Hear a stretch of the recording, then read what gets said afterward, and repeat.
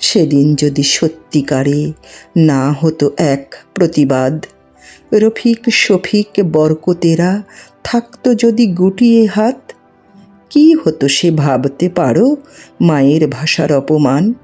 বাঁচাতে গিয়ে জানো তোমরা করল কারা আত্মদান?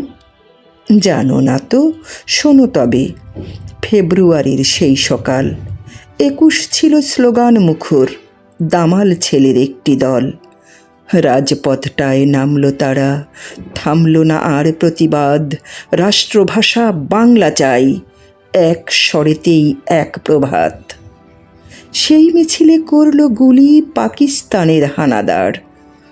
বর্ণমালার সারা শরীর রঙিন হলো রক্তে তার। শহীদ হলো মায়ের ছেলে, আমার সোনার ভাইয়েরা। এই বাংলার শোকের মাতম ছড়িয়ে গেল সারা ধরা।